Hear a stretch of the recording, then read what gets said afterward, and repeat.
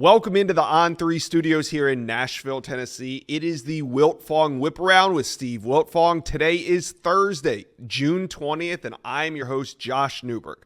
We have a ton of news to cover. Official visit action happening across the country this weekend. A lot of five-star intel today on the Whip Around, and just in general, some major developments all around the country. There's so much to talk about today, but before we get into it, make sure you guys are subscribed to the On3 Recruits channel, the best recruiting channel on YouTube. All right, let's bring in Steve Wiltfong. And Steve, we're going to start with Georgia. Let's talk some recruiting. Georgia is making a run at a second straight number one class. On Wednesday, you logged several new predictions in for the Dogs, and there were some big ones. So let's get into it. Here's some five stars trending to UGA.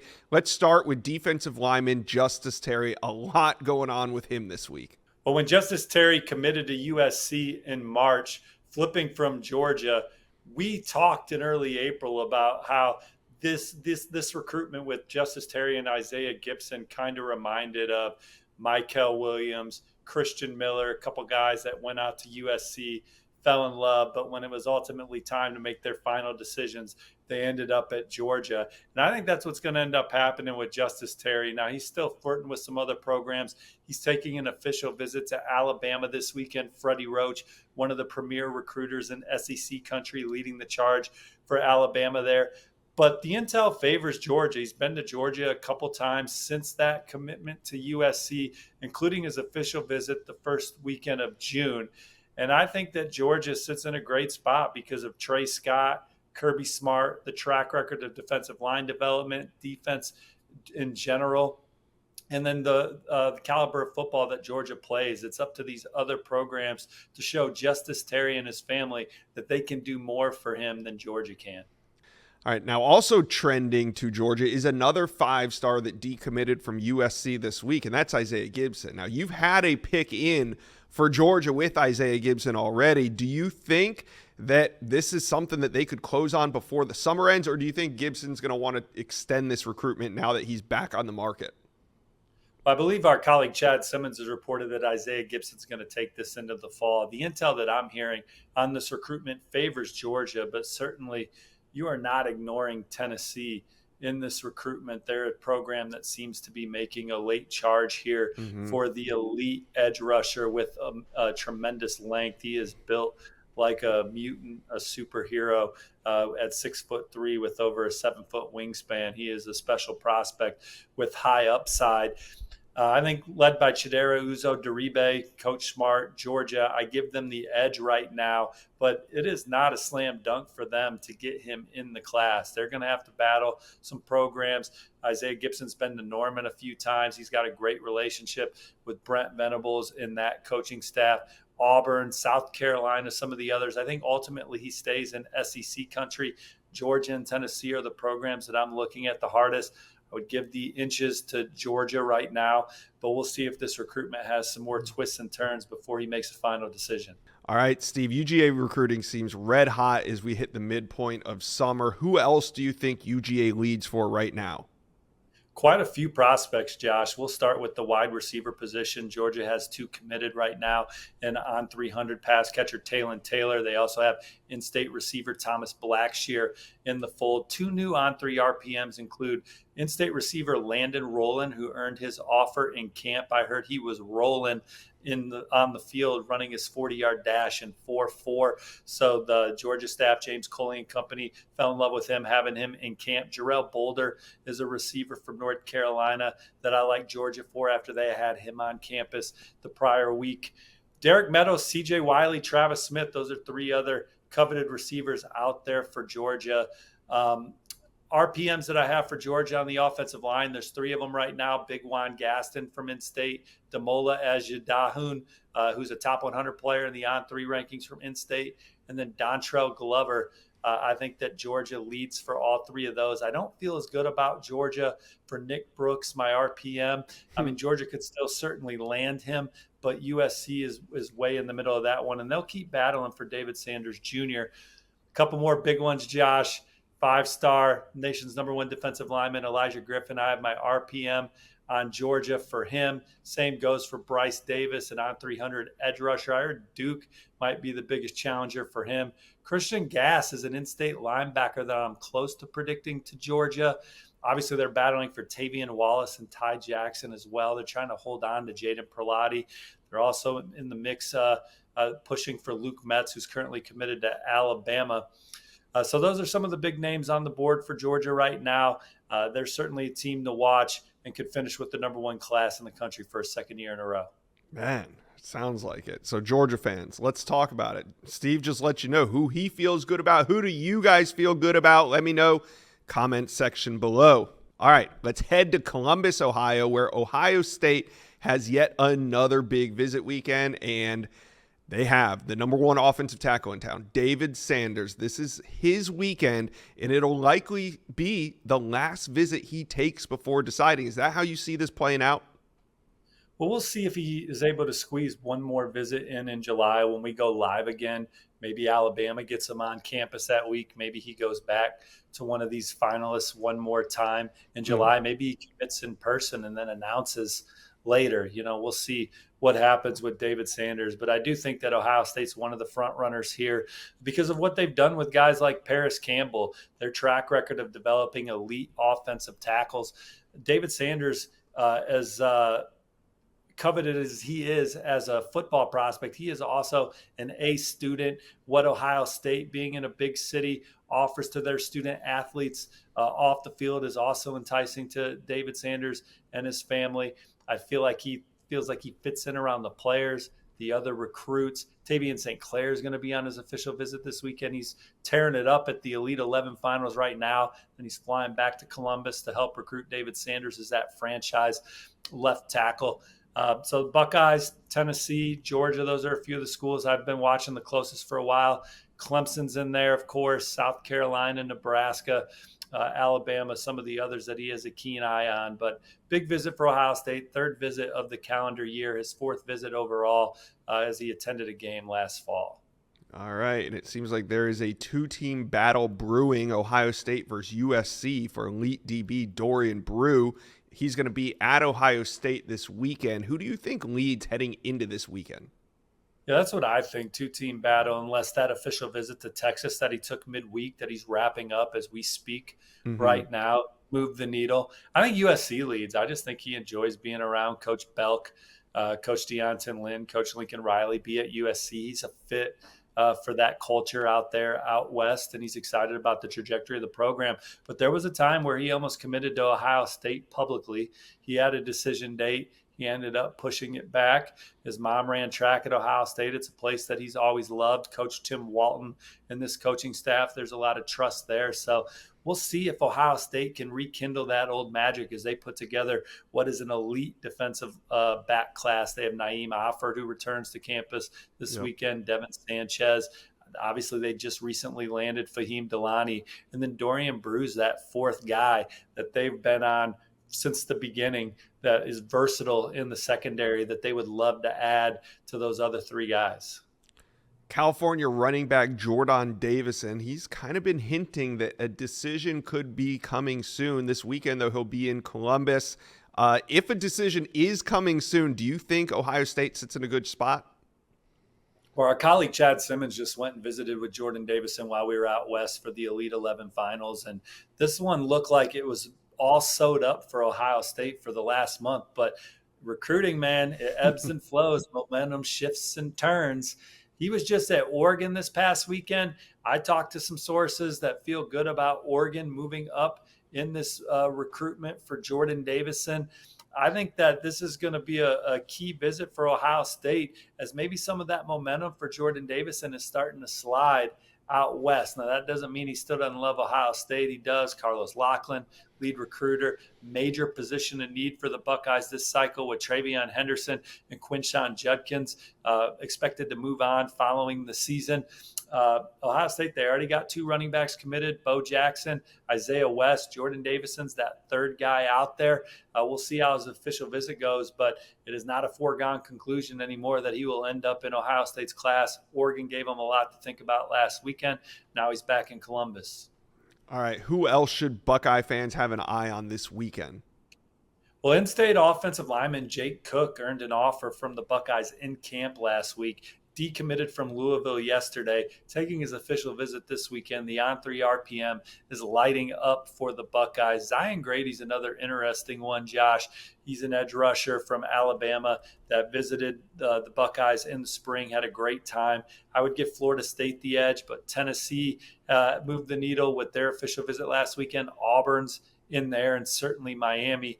But Ohio State has a lot of the things he's looking for. And then let's bring it back to Naeem Offord. He's taken official visits to Alabama, Auburn, and Oregon. Been committed to Ohio State for a long time. At the On3 Elite Series, Naeem and his dad said it's going to take a lot to flip him from Ohio State because of that relationship and trust that they have with Tim Walton. But he just went and saw 3 programs that have exciting things going on. So Ohio State getting him back on the heels of that is big. All right, Ohio State fans, let's hear from you. How do you feel about this weekend? How do you feel about David Sanders? Comment section below. 5-star weekend out in Eugene, Oregon is ending June with a bang. The Ducks currently have the number 8 class, but they are in strong position for another top 5 finish. Steve, let's take a look at some of these 5 stars on campus. We'll start with Decorian Moore. Is there anybody that can prevent him from going to Texas? Well, if you talk to some sources, they tell you Texas is the team to beat. But if you talk to some other sources that are surrounding some of these other programs that are in the mix, they think that Decorian is very excited about potentially leaving the state and playing somewhere else. And Oregon's one of those programs that's been on him as long as anybody. It's a place that he's been as much as any school in his process. He's already been out to Oregon a couple times this calendar year. I believe this will be at least his 3rd time in Eugene in 2024. And Junior Adams has been knowing him since he's in the 8th grade. Oregon's receivers coach Dan Lanning's heavily involved. Will Stein's got the Texas ties, offensive coordinator coming from UTSA, helped Oregon light it up. Obviously they got Evan Stewart at Oregon now as an ambassador to help recruit Decorian Moore from the Lone Star State up to Eugene. So Oregon, they've been in the thick of this one. He had a great official visit to LSU, him and his family 2 weeks ago when they were the only recruit in town. It was an amazing recruiting weekend at Texas this past weekend. Ohio State, Brian Hartline, his trajectory, they're in the thick of it. I hear from all sides reasons why these places feel like they are in fantastic shape for Decorian Moore. Oregon is certainly one of them. And so this is another opportunity to get him back to campus and talk to him and his family about why it should be Eugene. 5-star corner DJ Pickett. Now, he was in Miami last weekend. Now he's going to go 3,000 miles across the country for his next official visit to Oregon. What's the status on DJ Pickett heading into this visit? Well, they've made this trip several times already. I think this is DJ's 4th time on campus. And Dan Lanning, what he's done defensively throughout his career, Tosh Lupoy and this coaching staff, DJ Pickett knows that he would get developed and have a chance to maximize his potential at Oregon. He has seen how Oregon has quickly developed defensive backs in Eugene since Dan Lanning has got there. And he just likes the vibe, likes being around the team, always feels comfortable at Oregon. I have Oregon as a dark horse for DJ Pickett. I wouldn't pick them right now. I would probably pick LSU today. But if you asked me who I would hedge on Miami. If Miami has the year that they're going to have, that they're planning to have, they're going to be tough to beat. And then Florida is also kind of in a sneaky good position for DJ Pickett if they can turn it on and have a good year. But Oregon, they're certainly near the top of the list. And this is another opportunity for them to maybe move out of dark horse status and move into leader status. All right, let's move from corner to safety, where Oregon will have a pair of 5-star safeties on campus in Jonah Williams and Trey McNutt. Right now, I'd say they probably have ground to make up on both, but who do you think they're in a better spot with? Well, I disagree. I think Oregon leads for Trey McNutt. I think that they're the program to beat for him even before this visit. And talking to some sources close to Trey McNutt earlier this week, they doubled down on that. So he visited in the spring. Trey McNutt said that set the bar for his recruitment moving forward. And he's been to several places since. He's been to Georgia. He's been to Florida. He's been to Texas A&M. He's been to Ohio State. And I still think it's Oregon that has the lead for Trey McNutt right now. And I wouldn't be surprised if I have an on-3 RPM on Trey McNutt coming out of this visit weekend. Now, he's not going to decide till the fall. Wants to take a couple more visits. Ohio State will get a chance to rally with the in-state prospect. Georgia is a place where he could go take an official visit. He was just at Texas A&M this past weekend for that official, but I like where Oregon sits. Jonah Williams has always had Oregon amongst his lead group, but I still like Texas A&M. You got LSU in the thick of that one. USC is trying. He's a 50-50 baseball, football decision. Texas A&M and LSU, what they offer in both sports, I think it's just enticing for Jonah. All right, we'll see what happens with Trey McNutt, see if you drop that prediction coming out of this weekend. Athlete Michael Terry, the third. His recruitment's really been heating up. He's a 5-star prospect out of the state of Texas. He'll be in Eugene this weekend. Where do you think the Ducks sit with Terry? Well, I think they are behind Texas and Texas A&M coming into the trip. But the one thing that Oregon has going for him is Michael Terry views himself as a Swiss Army knife on offense, someone that can play in the backfield, someone that can play at all the wide receiver positions, maybe give you some tight end type snaps, H-back type snaps. He wants to be moved around. He wants to be versatile. And Will Stein is someone that he has a rapport with, Coach Maringer. That offense, I think, is going to be very exciting for Michael Terry and his family when they get to sit down and really dissect it this weekend and talk about his potential fit. So we'll see where Oregon stands coming out, but I like where the Aggies and Longhorns stand with him coming in. All right, Steve, who else intrigues you that will be out in Eugene this weekend? Well, certainly Dallas Wilson, right? You know, a lot of schools are trying to get the spatula out on the 5-star receiver, and this is a guy that Oregon has at the top of the board regardless of position. And if they can land Dallas Wilson and DeCorian Moore, they have Deshaun Brame, a tight end on campus that we felt like they have led for much of the process. But Tennessee is making a big move here. Oklahoma is another one to watch down the stretch. So Oregon getting Deshaun Brame back is big. And they'll also host Juan Gaston, Justin Hill, a few other elite guys. So just a ton of blue chippers at Oregon this weekend. They have the nation's number 8 recruiting class. Definitely has a chance to finish in the top 5 when all is said and done. All right, let's head down to Austin, Texas. Sark and the Horns have a strong list on the final weekend. They got some 5-stars on campus. Let's start at the top right here. Offensive tackle Michael Fasusi. He's been on some trips, but he's going to end June in Austin. How do you feel about Fasusi's recruitment? Well, this is a big visit. I know that Texas is the on-3 RPM favorite, and a lot of people are hedging Texas as the one to beat. But I'm telling you right now, Texas A&M's gotten like 4 or 5 visits this year since the new staff has been hired. And Oklahoma's been a mainstay. He's coming off a great official visit to Oklahoma. So any of those 3 schools, I think, has a great shot to land Michael Fasusi. But it's Texas that gets the last official visit, the last say on some things, perhaps. So obviously, if I'm Texas, I like that I'm getting this visit this weekend from Michael Fasusi because he had those great experiences in College Station and Oklahoma leading up. All right, now Khalil Lockett, he's had a busy week. He left Florida State on Sunday, went to Alabama on Monday. Now he's going to be in Austin on Friday. Khalil Lockett is probably going to make a decision this summer. So could this be his last visit before making a decision?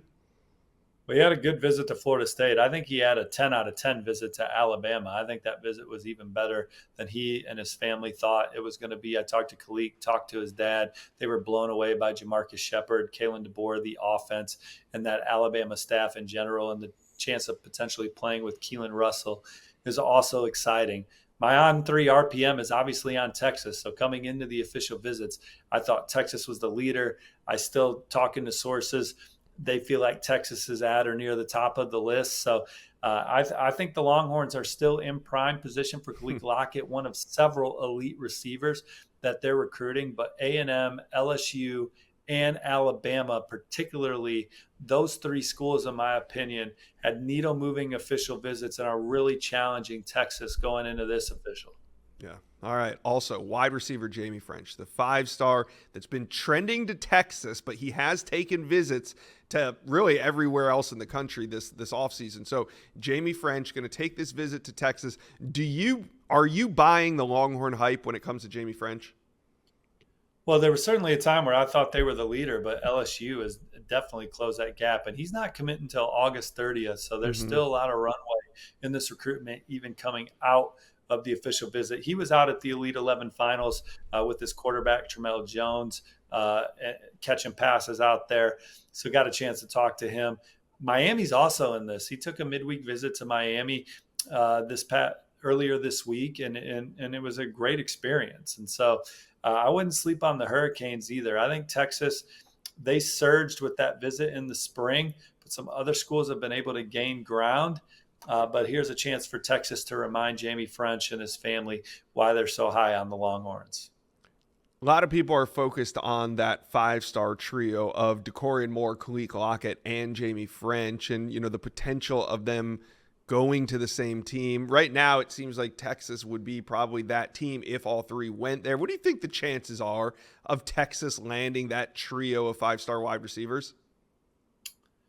Well, I think if you're asking me, do I think they'll land all three or not? I would probably lean towards not, even though individually they might lead for them. There's still just going to be some wrinkles and some movement with some of these guys as they get closer to making their college decision. It's easier to say that they're not going to get them all, but they certainly could pull them, Josh. All right, Texas fans, let us know. Do you think that Texas is in shape to land all three, DeCorian Moore, Khalil Lockett, and Jamie French? Let us know. Comment section below. All right, Florida State. Let's head to Tallahassee because Florida State lines up a big weekend. I think at last check they had over 20 official visitors heading to Tallahassee as Mike Norvell and staff gear up for an extravaganza of a summer recruiting weekend. Let's start with the big five-star offensive linemen. You got Ty Haywood, Josh Petty, Solomon Thomas. As far as the uncommitted guys go, in Haywood and Josh Petty, who do you think Florida State has a better shot at least when we head into this weekend? Well, I have the on-3 RPM prediction of Josh Petty to Florida State. So does colleague Chad Simmons. So we feel good about the Seminoles for one of the most coveted interior offensive linemen in the country. Josh Petty's sister is going to attend school at Florida State. They're very close. Alex Atkins, that relationship, the track record, the offense, the culture Mike Norvell's created, the winning pedigree that Florida State has right now, just the excitement around the program. I like Florida State for Josh Petty, but Stanford, Ohio State, Georgia Tech, Tennessee, some of the others that have given him some good official visits this summer. Ty Haywood, the momentum's with Alabama right now, in my opinion. He was supposed to be at Oklahoma last weekend, did not make that trip. I viewed Oklahoma as one of the front runners for Ty Haywood.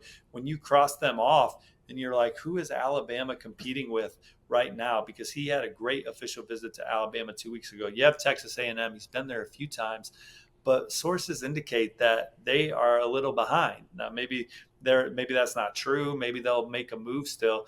But I like where Alabama stands. So maybe Coach Atkins, Coach Norvell, and Florida State can make a surge this weekend. But coming into it, I like where the Crimson Tide stand as they put together one of the premier offensive line classes in the country, because they could also be close to adding Micah DeBose to what's already in the fold. They've had some big wins on the offensive line recently with Michael Carroll, Jackson Lloyd, Mal Waldrip. And if you add Ty Haywood to that, that's a special group. All right. So, Steve, how important is the visit for FSU and Solomon Thomas? Because Solomon Thomas, while he's been committed for quite some time now, he has taken official visits to LSU and UF this month. How important is this trip to Tallahassee? Huge, because I think that LSU visit really blew him away. One of the things that Solomon Thomas enjoyed about LSU is the players getting around Emory Jones and seeing what kind of leader he was for that football team was inspiring to him. Coach Brad Davis, he thinks he's one of the elite offensive line coaches in the country. He just loved the vibe around LSU. Now, obviously, he loves Florida State too. He's given them a verbal commitment.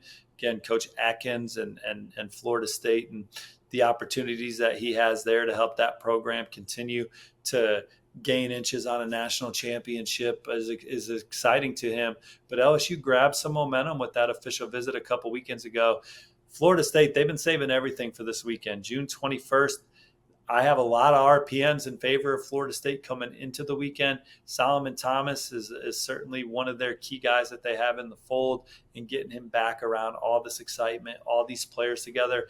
It's kind of like what Dabo Swinney and Clemson did has done historically for so long, except they do it the first weekend of the summer. Florida State's doing it the last weekend of the summer, and I think I might like that better, Josh. All right. How about Javian Hilson? Kind of a similar conversation with Solomon Thomas, a guy that's been committed, but he's looking around. And I think Texas is probably the biggest competition here. What do you think of this visit? And does Florida State have a shot to get him to shut everything down? I agree on Texas because Javion said as much coming out of his Texas official visit. Now, he's only been there once, so that's something that's kind of been an accelerated interest in the Longhorns. Been to Florida State a bunch. Florida State's battled Alabama for a lot of this process. I mean, I think he loves the Seminoles and, getting back to campus. But Texas gave him a lot to think about on that last official visit, so it's good for Florida State to be able to respond. Yeah.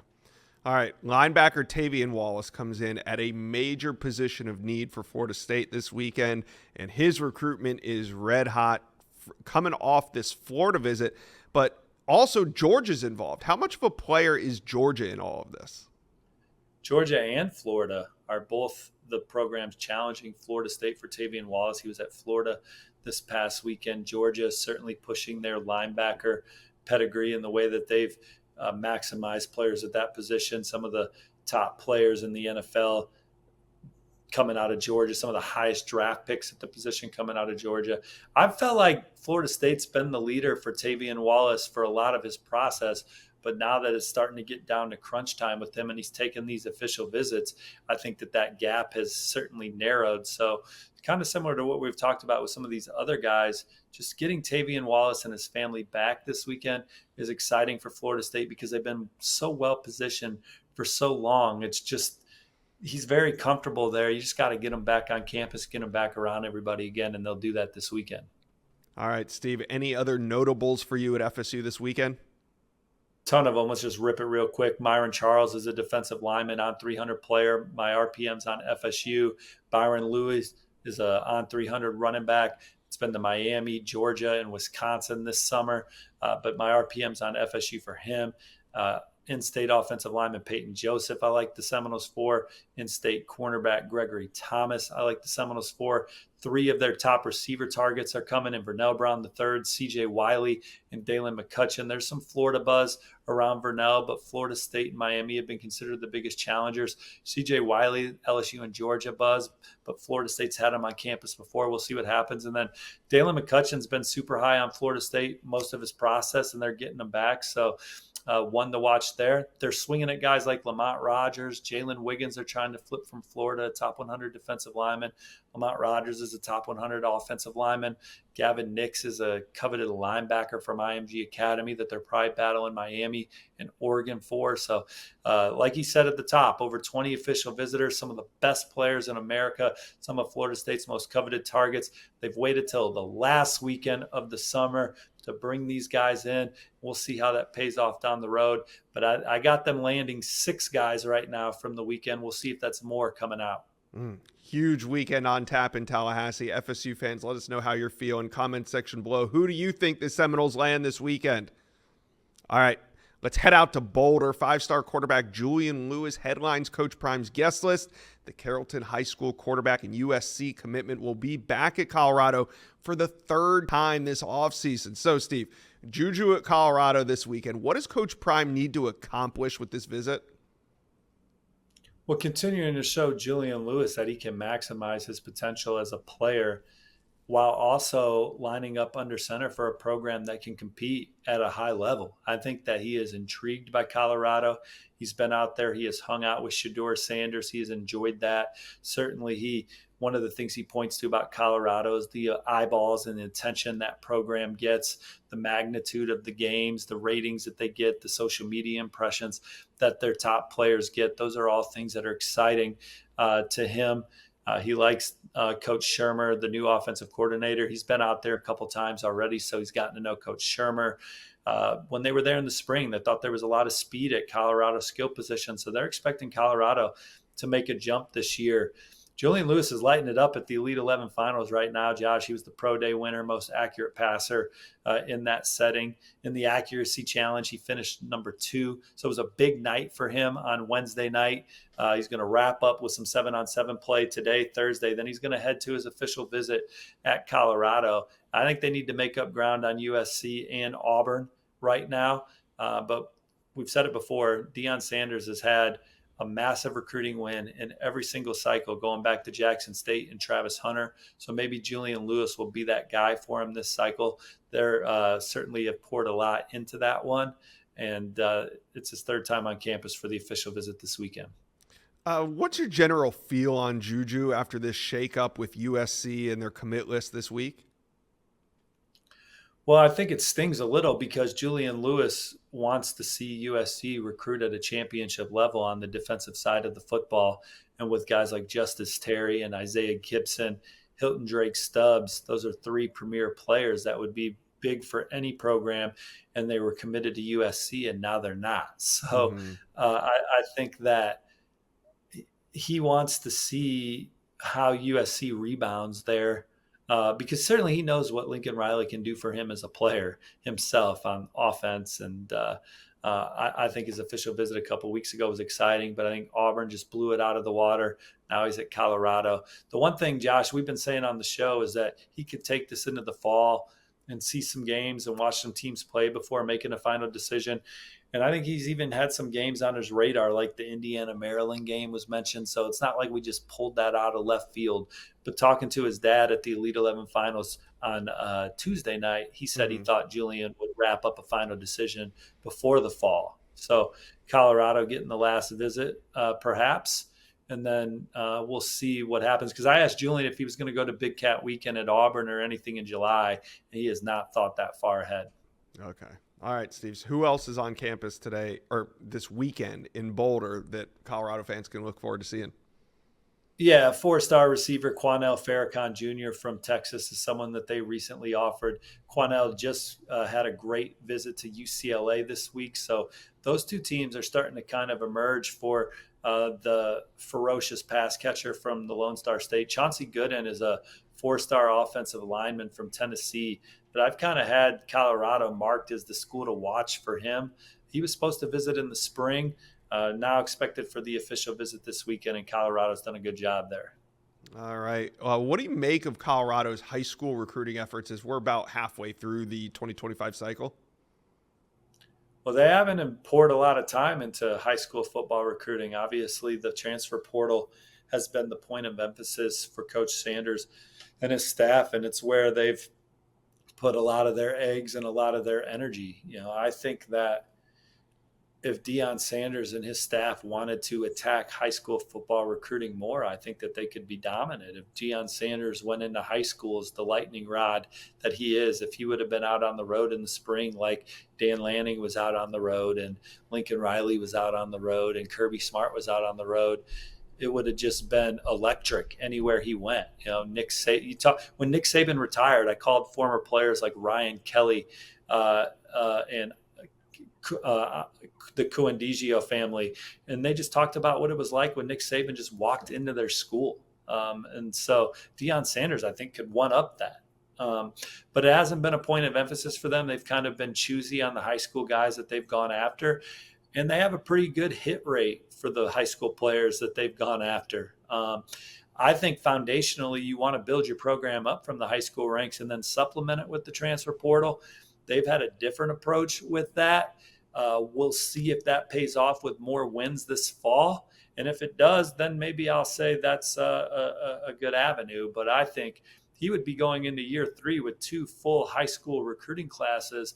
I think if he would have poured more into that, you could make an argument that they would have a lot more talented young players that are internally grown on their roster. But again, jury out. If they come out and have a great year this year, win 10, 11 games, then you got to salute and tip your cap to the recipe and strategy that they had on the trail. But they leave me wanting more on the high school trail because that's the area that I particularly live in, although we've been picking it up since I've come to On3 in the transfer portal regard. But you see the recruiting wins that they've had, Josh, so you know that there's more in the tank there if they wanted it to be. Yeah, just doesn't seem like a point of emphasis, but hey, this is a talent acquisition business. I didn't think that Coach Prime would just completely ignore the high school level kind of the way that he has, but hey, we'll see how it works out. And this weekend, though, it's Julian Lewis official visit to Boulder. Colorado fans, Let us know. How do we feel? Is a flip in the works with QB Julian Lewis? Comment section below. All right, Steve, take us out of here. Any other things that you're watching? Any other schools to be on alert this weekend? It is the last official visit weekend before the dead period.